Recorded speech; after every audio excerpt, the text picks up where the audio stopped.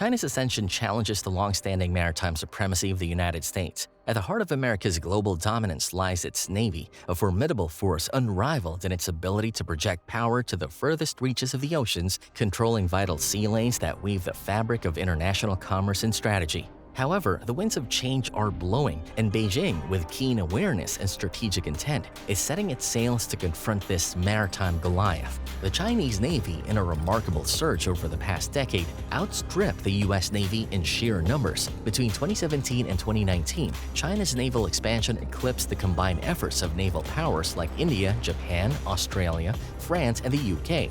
But will China's naval ascent rewrite the narrative of maritime supremacy long held by the U.S. Navy? Let's find out.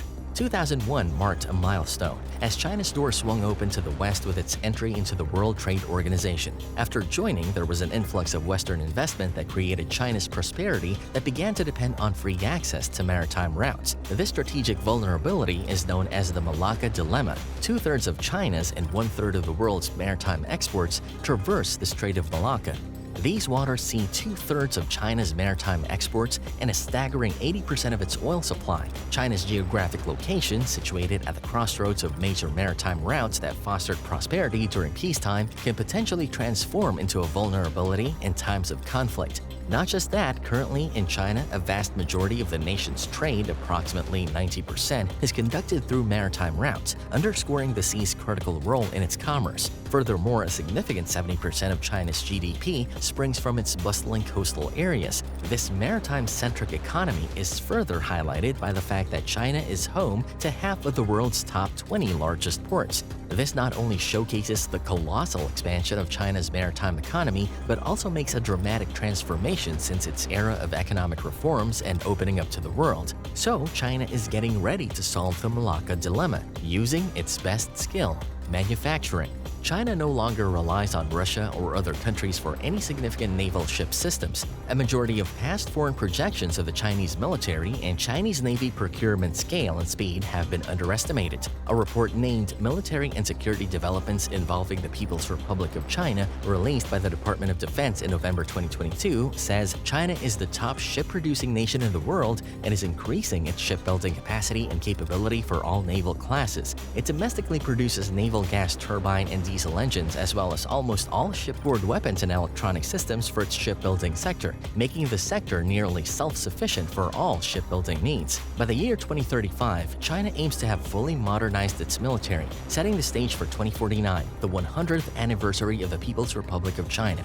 By this landmark year, the communist leadership aspires to possess an armed force of global stature, signaling an ambition to match, if not surpass, the United States, particularly in naval capabilities. Rewind to the 1970s, and China's Navy was primarily a brown water force, confined largely to inland and coastal operations. Fast forward to today, and the transformation is stark. Experts now classify the Chinese Navy as a green water force, adept at sophisticated operations in its coastal waters, particularly within the ambit of the first island chain. A key aspect of China's naval prowess lies in the relatively young age of its fleet, allowing a significant portion of its budget to focus on the development of new platforms. In a notable milestone, it's been nearly a decade since the Chinese Navy outstripped the U.S. Navy in sheer numbers of warships. However, the numbers of ships offers only a surface-level comparison, as the United States maintains a significant advantage in naval tonnage, roughly double that of China. The Chinese Navy, with a strength of 260,000 personnel, operates under three distinct fleets: the Eastern, Southern, and Northern Commands. In 2021, as reportedly by the British think tank IISS, China launched an impressive 28 ships, quadrupling the number commissioned by the U.S. in the same period. This rapid expansion is even more remarkable when juxtaposed with other significant naval powers. In a span of 2017 to 2019, China's additions to its naval fleet outnumbered the combined total of India, Japan, Australia, France, and the UK. The year 2022 saw China commissioning 10 vessels, cumulatively weighing 110,000 tons, a figure that represents a third of the entire French fleet's tonnage. Over the past 5 years, China has held the title of the world's leading warship producer. Projections from U.S. institutions suggest that by 2030, following the decommissioning of older vessels, including the entire Ticonderoga-class cruisers, the U.S. Navy will possess a fleet of 290 ships. In contrast, the Chinese fleet is expected to expand to as many as 440 ships. Currently, China's active naval force includes 2 aircraft carriers, 7 cruisers, 42 destroyers, 41 frigates, 72 corvettes, and 60 missile boats. A significant feature of China's naval strategy is its emphasis on smaller to medium-sized vessels like frigates, corvettes, and missile boats. This composition facilitates the strategic distribution of units armed with anti-ship missiles, presenting specific challenges to U.S. carrier groups. This asymmetric naval approach, focusing on smaller, agile ships, mirrors the strategy of the Russian Navy, which predominantly relies on corvettes and submarines. For China, this methodology proves especially effective in regional contexts, posing a formidable challenge to neighboring rivals such as Vietnam or the Philippines. These smaller ships serve as a key instrument in what's known as gunboat diplomacy, where the aim is to extract concessions without actual combat. Additionally, Chinese paramilitary vessels, with backing from their navy, employ a strategy of creating on-the-ground realities to assert China's territorial claims. These claims are outlined by the 9-dash line, encompassing roughly 90% of the South China Sea. This strategy aligns with the militarization of the region initiated by Xi Jinping in 2015, contradicting earlier pledges not to do so. While the Chinese fleet is noted for its smaller vessels, some experts argue that it is increasingly taking on the traits of a blue water navy capable of long-range operations. The Americans have set a plan in motion to counterbalance the growing might of the Chinese Navy, particularly its formidable missile arsenal. The U.S. Navy, guided by the strategic foresight of Admiral Michael M. Gilday, is set to construct 20 cutting-edge Constellation-class frigates. The blueprint, known as the U.S. Navy Force Design 2045, envisions a formidable armada comprising 373 ships and 150 autonomous units. This future fleet paints a picture of a day when the Chinese naval gap narrows, yet the overarching dominance of the U.S. Navy in several key areas remains unchallenged. Yet, beneath the surface, there is a critical new tool emerging in the Chinese Navy: its submarine fleet. For years, the U.S. had little concern over China's underwater capabilities. Their submarines, known for being loud and easily traceable, posed minimal threat. At the same time, China grappled with the challenges of detecting America's exceptionally silent submarines. However, the tide is turning. China is rapidly bridging what was once a vast chasm between its naval capabilities and those of the U.S., especially in the realms of submarine technology and undersea detection. This advancement is reshaping the strategic landscape, significantly impacting American military strategies, with major implications for American military planning for a potential conflict over Taiwan. At the beginning of this year, China launched a significant advancement in its naval capabilities, deploying a nuclear-powered attack submarine equipped with a pump jet propulsion system, a notable shift from traditional propellers. This development was confirmed through satellite imagery. This marked a first for the Chinese Navy, adopting a noise-reducing technology similar to that used in the newest American submarines, signaling a significant leap in their undersea warfare technology. Several months prior, satellite imagery of China's nuclear-powered submarine production facility in Huludao, a northeastern city, revealed something intriguing. The images showed hull sections within the complex significantly larger than those of any current Chinese submarine. Moreover, the completion of a second state-of-the-art construction hall at this site in 2021 suggests an intention to ramp up submarine production.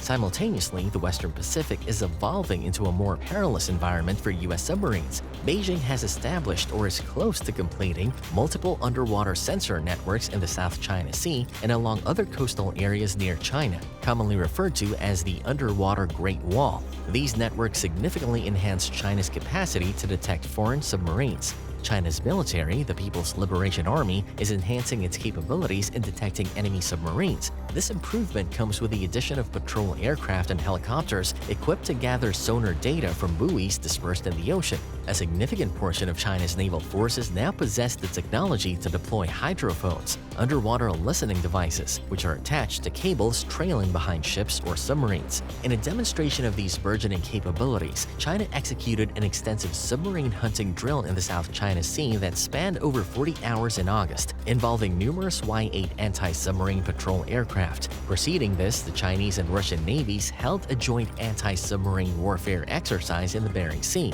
near the Alaskan Alaskan coast. These advancements signal a shift in the maritime balance of power, indicating that the period of unopposed U.S. underwater dominance in the water surrounding China may be drawing to a close. The United States must develop fresh strategies for underwater operations to contend with a stronger adversary. This will require a substantial increase in resources, including patrol aircraft and attack submarines, to effectively detect, follow, and potentially engage the newer, quieter generation of Chinese submarines. The consequences for the U.S. and our allies in the Pacific are going to be significant. In various American military analyst simulations exploring a potential Chinese invasion of Taiwan, it's often presumed that U.S. submarines would attempt to target and destroy vessels within the attacking Chinese fleet. These simulations suggest that neutralizing Chinese ships could be pivotal in hindering the invasion, thereby aiding Taiwan's defense efforts. However, the escalating threat to U.S. submarines presents a complex challenge to this strategy. Navigating the vicinity of the Taiwan Strait could turn increasingly hazardous. China's nuclear-powered attack submarines might take on a hunter-killer role. In this capacity, they would be tasked with seeking out U.S. and allied submarines east of Taiwan. A clear sign of the escalating importance in countering China's submarine capabilities emerged in March during a congressional hearing where it was revealed that China has equipped its ballistic missile submarines with new missiles capable of striking deep within the U.S. while staying in proximity to China. Monitoring these Chinese submarines has become a key responsibility of the U.S. Navy and its attack submarines in the Asia-Pacific region. China's new attack submarines will feature engines mounted on shock-absorbing rafts, enhancing vibration damping. China is also advancing in other submarine quieting technologies, including developing new hull materials and more efficient nuclear reactors for propulsion, as indicated by academic research papers. If this implementation is successful, finding a boat this quiet is going to be really hard. A significant portion of China's existing submarine technology is derived from the reverse engineering of diesel-electric submarines, which were acquired from Russia following the Soviet Union's collapse. The strengthening of military relations between Moscow and Beijing, particularly in the aftermath of Russia's invasion of Ukraine, has raised apprehensions that Russia might share its more sophisticated submarine technology with China. However, there is no definitive evidence to suggest that such technology transfers have occurred. The latest attack submarine unveiled by China this year might serve merely as a prototype, not intended for actual deployment. It's not uncommon for entire projects to be abandoned due to technical, economic, or political challenges. A case in point is the U.S. Seawolf-class submarine program, which was discontinued due to its exorbitant costs. It's unlikely that China will quickly match the U.S. in terms of submarine technology. According to military analysts, the U.S.'s newest Virginia-class attack submarines, along with the forthcoming Columbia-class ballistic missile submarines, are a generation ahead of China's current capabilities. This advanced edge is seen in areas such as noise reduction technology, propulsion systems, weaponry, and other key aspects. But China may not need to directly equal U.S. capabilities to be effective. By developing submarines that are significantly more difficult to detect and manufacturing them in large quantities, China could strain the U.S. military's resources dedicated to monitoring these vessels. Additionally, in the event of a conflict, it would likely take place in the region China is most familiar with, its own backyard. In 2017, the Chinese government greenlit a 5-year project to construct sensor networks in the South China Sea and the East China Sea, encompassing the area around Taiwan. This initiative, informally dubbed China's Underwater Great Wall, is designed to facilitate real-time monitoring of these strategic regions. This Chinese endeavor is a network of hydrophones anchored to the ocean floor, intended to detect nuclear submarines. Additionally, a few years back, China strategically positioned listening devices on the seabed near Guam, an island hosting a significant U.S. submarine base. The expansion of Chinese underwater sensor networks signifies that U.S. submarines can no longer depend solely on their stealth to evade detection in the South China Sea and other regions near China. The U.S. must adopt a fresh approach to counteract China's undersea surveillance, potentially the deployment of unmanned submersible crafts capable of disrupting these sensor systems. These crafts could serve various purposes, such as jamming the surveillance networks, acting as decoys, or even directly destroying the sensors. Predictions indicate that the U.S. attack submarine fleet will decrease to 46 vessels by 2030 due to retirement of older models, before potentially rebounding to 50 by 2036, contingent on achieving a construction rate of 2 submarines per year, an increase from the present rate of 1.2. In the most favorable scenario, the Navy could possess 66 attack submarines by 2049. In comparison, China currently operates 6 nuclear-powered attack submarines. Once China finalizes its new designs, it could potentially triple the current U.S. annual production rate. The Pentagon's recent annual assessment of the Chinese military projects that China will expand its total fleet to 80 attack and ballistic missile submarines by 2035, a significant increase from the 60 it had at the end of the previous year.